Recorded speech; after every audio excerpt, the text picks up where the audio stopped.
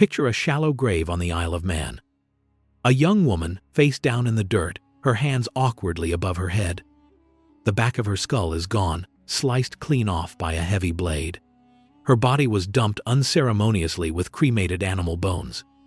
The official archaeological report from the 1946 excavation describes it as a forceful blow from a large, heavy-bladed weapon. But this single, brutalized skeleton is just the endpoint of a story that has been deliberately ignored. Why was she killed this way? Was she a sacrifice? The sagas and heroic tales are silent on this, but the bones of hundreds of other women tell a consistent story of abduction and commodification. This wasn't just raiding, it was a systematic harvest. To understand the true, calculated horror of this system, you have to see the evidence that was buried deep in the earth and in a lost manuscript that details a ritual far more disturbing than a simple execution. Keep watching to uncover the truth. The archaeologist who uncovered this scene, Gerhard Bersu, first found the main burial, a male warrior in a proper coffin, sent to the afterlife with his sword and spear, a standard Viking chieftain. But then, as he excavated the upper layers of the burial mound, he found her. She wasn't in the coffin. She was in the fill dirt, just beneath the turf. Her remains mixed with the charred bones of horses, oxen, sheep, and dogs. She was the final deposit, a seal on the grave. Forensic analysis shows she was between 20 and 30 years old, and the strange position of her arms suggests she was already stiff with rigor mortis when she was thrown in the ground. This wasn't a companion sent to join her master. This was an object disposed of with the same ceremony as the slaughtered animals she lay with. Her status in death was made brutally clear. This single grave is the physical proof, the terrifying archaeological reality that confirms the darkest whispers of ritual killing. But this woman, and the thousands like her who were captured, didn't just lose their lives, they lost their world. To understand the true scale of the catastrophe, we have to go back to the world that existed before the longships came, a world where women held a power and a legal standing that would have been utterly alien to their conquerors. A world that was about to be systematically and violently erased. That brutalized skeleton on the Isle of Man is the final chapter of a story that begins in a world so different from the one that killed her, it might as well be a different planet. Before the longships came, a hidden history was being written, a brief, extraordinary period that legal historians have called a golden age for Anglo-Saxon women. This wasn't a myth, it was codified in law. Surviving 9th century legal texts, like those of King Alfred, lay it out in stark detail. An Anglo-Saxon woman could own, inherit, and sell land in her own name without her husband's permission. The legendary Lady Godiva wasn't just a folktale character. She was a major landholder who owned the town of Coventry outright. A gift from her husband the morning after their wedding, the Morgan Gifu, was her personal property for life. Crucially, she was considered oath-worthy, a legal status that meant her testimony was valid in court. She could defend herself against false claims. The law explicitly stated, "No woman or maiden shall ever be forced to marry one whom she dislikes, nor be sold for money. If she chose to divorce, she was entitled to half the marital property and, usually, full custody of her children." This was a society that, for a time, saw women as near-equal companions. But across the North Sea, a different world was taking shape, built on a fundamentally different code. In the Norse world, a woman's legal identity was almost entirely erased. While she could inherit property, it was transferred to her husband's control upon marriage. But the most devastating difference was this: Norse women were explicitly forbidden from speaking at legal assemblies or testifying in court. This one rule rendered them legal non-entities, reducing them to the status of children in the eyes of the law. A man could take multiple wives and concubines, but a woman was limited to one husband, creating an inescapable inequality. This wasn't a minor legal distinction, it was a chasm. One world recognized a woman as a person with rights. The other defined her as property. And this system of subordination wasn't unique to Scandinavia. On the continent, the powerful Frankish kingdoms operated under Salic law. which explicitly prohibited women from inheriting ancestral land or the throne. Two irreconcilable worlds, separated by a narrow sea, were on a collision course. For the women of England, the coming storm wouldn't just mean a change of rulers, it would mean the total annihilation of their legal selves. The collision of these two worlds, one that recognized a woman as a person and one that saw her as property, wasn't a slow, gradual process. It was an explosion. And the first shockwave was felt on a tiny, sacred island off the coast of Northumbria. The year was 793 AD. The chronicles, written by the terrified survivors, tell us the signs came first. They speak of terrible portents, of immense whirlwinds and flashes of lightning, and fiery dragons were seen flying in the air. Imagine the sheer psychological terror of that. To a people who saw God's hand in everything, this was a sign that the world itself was coming undone. A prelude to a great famine that soon followed. But worse was to come. On the 8th of June, the horror became real. Heathen men landed on the holy island of Lindisfarne, the very heart of Christianity in the kingdom, and unleashed a nightmare of rapine and slaughter. The news traveled fast, reaching a Northumbrian scholar named Alcuin at the court of Charlemagne. His letter back to the Bishop of Lindisfarne is filled with a visceral, sensory horror that you can still feel over 1,000 years later. "The Church of St. Cuthbert," he wrote, "is spattered with the blood of the priests of God, stripped of all its furnishing, exposed to the plundering of pagans." Picture the scene, the smell of blood and smoke mixing with the sea salt, the sacred altars overturned, the holy texts torn and trampled. This wasn't just a robbery. It was a profound act of desecration designed to terrorize, and it wasn't an isolated incident. This wave of terror washed over Europe. A monk in Francia, writing of a raid nearly a century later in 884, described the aftermath in the streets of his town. The corpses of clerics, noble laymen and others, women, youth, and babies were lying in every street. There was no street or place in which the dead did not lie. It was a vision of hell on earth. But to dismiss this as simple, chaotic violence is to miss the point entirely. This was not random. Beneath the apocalyptic rhetoric of the chronicles lies a colder, more terrifying truth. The Vikings weren't just after gold and silver. They were hunting for a different kind of treasure, a resource they valued just as highly. That treasure they were hunting wasn't something you could melt down or store in a chest. It was human. If you read the chronicles closely, especially the ones written by their victims, the true prize is revealed. Not relics, but people. The Irish Annals of Ulster for the year 821 AD state it with chilling clarity. During a raid near Dublin, the Vikings carried off a great number of women into captivity. This wasn't an afterthought. It was a primary objective. The annals repeatedly use phrases like, "a great booty of women," framing them not as casualties of war, but as a measurable resource to be harvested alongside silver and livestock. This was a brutal, organized enterprise, a systematic harvest of human beings. And it was driven by a powerful combination of social and economic pressures back in Scandinavia. A leading theory points to a bride deficit. In a society where high-status men practiced polygyny, taking multiple wives and concubines, and where the controversial practice of selective female infanticide may have been common, there was a severe shortage of available partners for younger, unestablished men. Raiding became a direct path to acquiring not only wealth but also women, allowing a young man to establish his own household. But it was also about cold, hard economics. Captive women were a crucial asset. They were targeted for their skills, particularly in textile production, the high-value, labor-intensive industry that produced the very sails that powered the Viking fleets. And they were a prime commodity on the vast international slave markets of the era.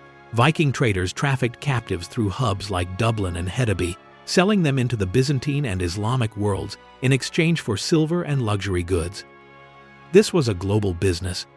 So you have a generation of ambitious young men in a society that values martial success, facing a shortage of potential wives and seeing a clear path to immense wealth.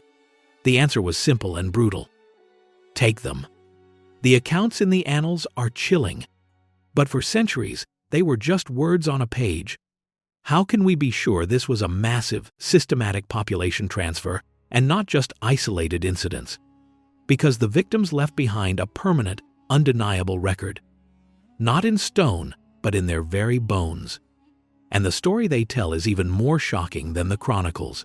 For centuries, this was just a story told by the victims, words on a page in a dusty chronicle. But now, the bones themselves are talking. Modern science gives us a fingerprint, a permanent chemical signature locked in the tooth enamel since childhood, that tells us exactly where a person grew up. It's called isotope analysis. The specific ratios of elements like strontium and oxygen in your teeth are a direct reflection of the geology and climate of the land where you spent your youth. It's a record that cannot be erased. And when scientists applied this technique to the women found in Viking graves across the British Isles, the results were staggering. Take this woman, known only as Westness 5, buried in a Viking settlement in Orkney. Her isotopic fingerprint is completely alien to the local geology. It's not Scandinavian either. Her signature points to a childhood spent hundreds of miles away, most likely in northeastern Ireland or eastern Scotland. And here is the crucial, damning detail. The male Vikings buried in the same cemetery have isotopic signatures that cluster together, pointing to a common origin, far from the British Isles. But the women buried alongside them? They come from all over. It's the same pattern at other sites, like the burial at Snip on the Isle of Lewis. 2 women were found there. One has an isotopic signature typical of the chalk landscapes of England. The other points to an origin in eastern Scotland or northern England. This is the silent, scientific proof of a continent-wide slave trade. Displaced. Abducted. It is the direct archaeological signature of organized male war bands raiding multiple locations and taking local women captive. It's the biological record that proves the great booty of women from the annals wasn't an exaggeration. This is the irrefutable evidence of a massive, gender-biased population transfer. This chemical fingerprint proves they were torn from their homes. But the bones record more than just where they came from. They also record the violence they suffered, the very moment of their death, in horrifying, measurable detail. The chemical fingerprint proves they were torn from their homes. But the bones record more than just where they came from. They also record the violence they suffered, the very moment of their death, in horrifying, measurable detail.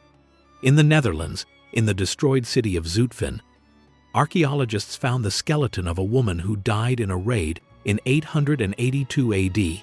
She was about 40, and her powerful muscle attachments suggest a life of hard labor.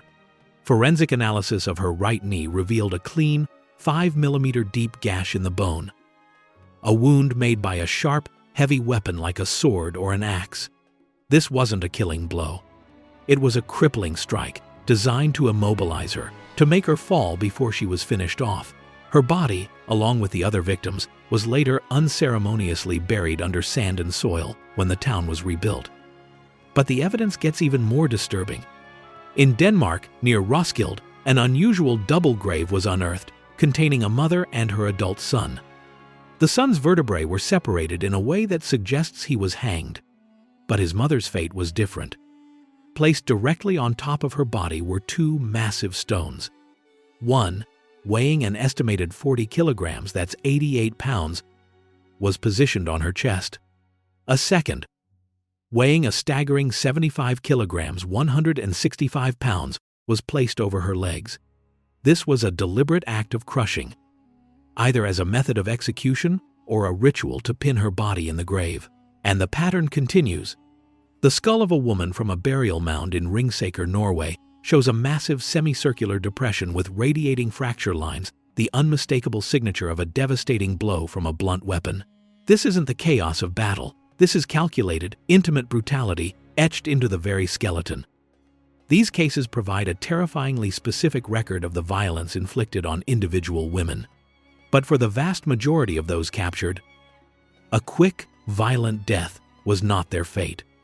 For them, the raid was just the beginning of a long, drawn-out horror, a life that was, in many ways, worse than death. For those who survived the raid, a quick, violent death was not their fate. For them, the raid was just the beginning of a long, drawn-out horror. A life that was, in many ways, worse than death. For those who survived, a new life began. A life as a thrall. This was more than slavery. It was a complete and total social death. In the eyes of Norse law, you were no longer a person. You were property, no more afforded rights than a horse or a hammer. Some Scandinavian legal traditions even stripped you of your gender, referring to slaves not as he or she, but as it, the same neuter gender used for animals and inanimate objects. Your rights were erased. You could not legally marry. You could not own property. You could not testify in court. Any children you bore, even if fathered by a free man, automatically became the property of your master. Your very identity was stolen and replaced with a set of physical markers for all to see. The universal sign of the thrall was a slave collar around the neck and short-cropped hair. A female thrall was expressly forbidden from wearing a kerchief to cover her hair. That was a privilege reserved for the free mistress of the household. These were constant visible symbols of your subjugation, a daily reminder of your place. And that place was one of relentless, back-breaking labor, grinding grain for hours on hand querns, milking livestock, churning butter, washing, cooking. You would live in the darkest, coldest end of the longhouse, often sharing your quarters with the farm animals. And your body was not your own. Sexual exploitation was a constant and expected feature of your existence. The 10th century Arab diplomat Ibn Fadlan recorded his shock at witnessing Viking merchants openly and publicly abusing their attractive female captives before selling them at market. Freedom was a distant, almost impossible dream. Even if you were freed, you remained a lezingi, a freedman still bound by obligations to your former master for at least 2 generations. You were stripped of your name, your rights, your humanity, and your future. You were an object, a piece of property, and like any property, you had a value. But how do you calculate the worth of a person? The Vikings had an answer. A chillingly precise price list, not for a life, but for the violation of one. You were stripped of your name, your rights, your humanity, and your future. You were an object, a piece of property, and like any property, you had a value. But how do you calculate the worth of a human being? The Vikings and the Anglo-Saxons they conquered had an answer. A brutally honest, chillingly precise answer, written down in their law codes. The early 7th century laws of King Ethelbert of Kent provide a grim ledger, a price list for the violation of a human body. Because sexual assault against a slave wasn't a crime against the person. It was property damage against her owner. And so, a fine was paid to the master for the damage to his asset. The price depended on who owned you and what your job was. If you were the king's maiden, the compensation was 50 shillings. If you were his grinding slave, a trusted position handling his food, the price dropped to 25 shillings. For a third-class slave owned by the king, it was 12 shillings. But the value plummets as you go down the social ladder. For a freeman's cupbearer, the fine was 6 shillings. For his second-rank slave, it was 50 seatas, the equivalent of just 2.5 shillings. And for his third-rank slave, the lowest of the low, the price for her violation was a mere 30 sciatas, 1.5 shillings. These aren't abstract figures. They are the calculated market values for the rape of a human being, a chilling calculus that lays bare the absolute commodification of a woman's body. Your worth was not intrinsic. It was a line item in your master's inventory. This legal framework, this reduction of a person to a price, was the foundation for everything that followed. It created a world where a master had absolute power over his property. But what happens when a master decides his property is worth more to him dead than alive? What happens when a woman's body is needed not for labor, but for a ritual? The answer to that was witnessed firsthand by an Arab diplomat on the banks of the Volga River. And what he saw is the most disturbing account to ever survive the Viking Age. Your worth was not intrinsic, it was a line item in your master's inventory. This legal framework, this reduction of a person to a price, was the foundation for everything that followed. It created a world where a master had absolute power over his property. But what happens when a master decides his property is worth more to him dead than alive? What happens when a woman's body is needed not for labor, but for a ritual? For some, there was a fate worse than a lifetime of servitude. A fate recorded in horrifying, meticulous detail by an Arab diplomat. Ahmad ibn Fadlan, an eyewitness to a chieftain's funeral on the banks of the Volga River around the year 922. 1. What he saw is the most disturbing account to ever survive the Viking Age. The ritual began when a slave girl volunteered to die with her master. 2. A decision. Ibn Fadlan notes, that was irrevocable, even if she later changed her mind. 2. For days, as the funeral ship was prepared, she was treated with a bizarre mix of honor and exploitation, plied with intoxicating drinks while she sang, constantly watched over. 1. On the final day, the ritual intensified into a waking nightmare. She was taken from tent to tent, and the master of each tent had sexual intercourse with her. A public and systematic violation. 1. The final moments were overseen by a terrifying figure. An old woman they called the Angel of Death. 3. The girl, heavily intoxicated, was led to the funeral ship and into a tent containing her master's corpse. There, she was laid down beside him. 6 men then entered the tent and had sexual intercourse with her. 2. Immediately after this final brutal gang rape, the killing began. While 2 men pulled on a cord looped around her neck to strangle her, the Angel of Death repeatedly stabbed her between the ribs with a broad-bladed dagger. 3. This specific dual method, simultaneous strangulation and stabbing, was a deliberate and brutal ritual act. 1. This was not murder. This was a ceremony. A public spectacle of intoxication, systematic rape, and ritualized slaughter, all centered on the absolute disposal of a captive woman's body. 2. This was the ultimate expression of ownership. But just when you think you understand the rules of this brutal world, the bones reveal a paradox. A contradiction so profound it forces us to question everything we've just seen. This was the ultimate expression of ownership. But just when you think you understand the rules of this brutal world, the bones reveal a paradox. A contradiction so profound it forces us to question everything we've just seen. In Sweden, on the island of Birka, archaeologists in 1878 excavated a grave designated BJ 581.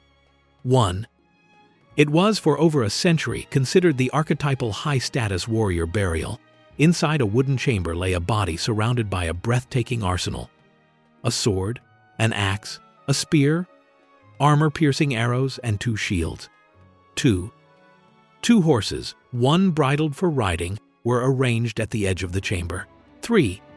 And in the person's lap, a full set of gaming pieces, a symbol not just of a warrior, but of a military commander, a strategist.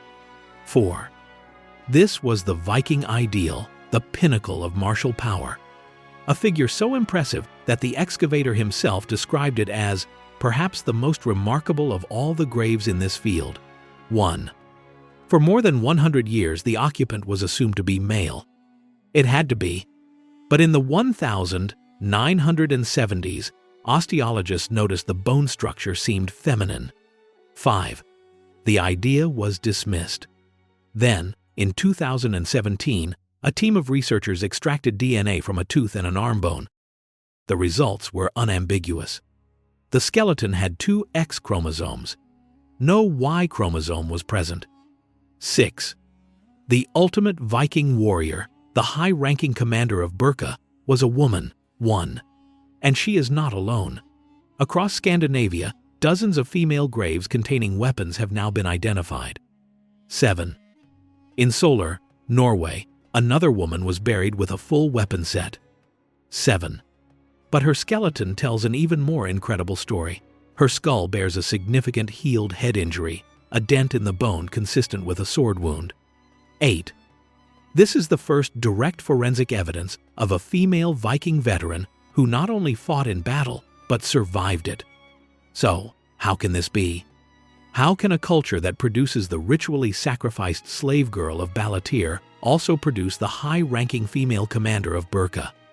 The answer shatters our simple image of this world. This was not a simple patriarchy, it was a society of brutal, intense stratification.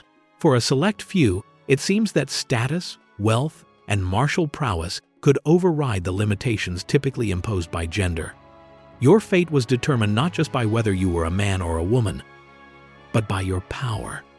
But this warrior paradox is only the first layer of a much deeper, more unsettling mystery. Because if you look at the evidence for violence within their own society, you find something that seems utterly impossible. Your fate was determined not just by whether you were a man or a woman, but by your power. But this warrior paradox is only the first layer of a much deeper, more unsettling mystery. Because if you look at the evidence for violence within their own society, you find something that seems utterly impossible. We've seen the evidence: the shattered skulls, the chronicles of slaughter, the ritual killings. Everything points to a society saturated with brutality. And yet, here is the final, chilling contradiction. A massive new bioarchaeological study, the first of its kind, compared the skeletal remains of 379 individuals from all across medieval Europe. The researchers were looking for one thing: the physical evidence of violence, the trauma etched into the bones. The results were astonishing. Back home, in their own rural and urban communities, Viking society was remarkably peaceful. The skeletons from their towns and farms show significantly lower levels of interpersonal violence, fewer weapon wounds, less cranial trauma than almost anywhere else in Europe at the time. This is a profound puzzle. Usually, low violence is found in highly centralized states with strong policing, something the Vikings did not have. So, what kept the peace? The study's authors suggest a shocking possibility. It might have been the very gender equality that allowed women like the Birka commander to rise. A society where women had a stronger economic role and a greater say may have had a calming effect, reducing the motivation for internal conflict. This paints a terrifying picture. The violence wasn't chaotic or endemic to their daily lives. It was an industry, a tool. It suggests a culture that didn't just export goods like furs and amber. It exported its violence. The terror they unleashed on Lindisfarne and Zutphen was a highly organized, institutionalized, and externalized business, allowing for a strange and contradictory peace at home. So we are left with a series of irreconcilable truths. A society that granted women extraordinary rights and treated them as cattle. A culture that produced female commanders and ritually sacrificed female slaves. A people who lived in relative peace at home while exporting a campaign of terror abroad. What does this tell us about the nature of power, of violence, and of the stories we tell ourselves about the past? So we are left with a series of irreconcilable truths. A society that granted some women extraordinary power and treated others as less than cattle. A culture that produced the female commander of Birka and the ritually sacrificed slave of Balatir. A people who lived in relative peace at home while exporting a campaign of unimaginable terror abroad. So what was the true fate of a defeated warrior's wife? The evidence shows it wasn't a single narrative. It was a terrifying lottery. A spectrum of possibilities, from a political marriage that brought power to a life of grueling servitude as a thrall, from concubine to sacrificed property. The unifying horror, the single thread that connects all these potential fates, was not the violence itself, but the violent and absolute seizure of agency. For the women of Anglo-Saxon England, who could own land and speak in court, conquest was the complete annihilation of their legal selves. For the women captured in raids across the British Isles, their very origins erased and rewritten by their captors. Their bodies turned into a commodity with a price tag for violation. Her life, her body, her future, all were now subject to the absolute will of her conquerors. It's a story that reminds us that power is the ultimate arbiter of destiny. It shows us that the romanticized sagas of heroes and warriors are just one side of the story, a narrative that deliberately omits the brutal mechanics that made their world possible. The full truth lies elsewhere. It lies in the silent, unyielding testimony of the bones,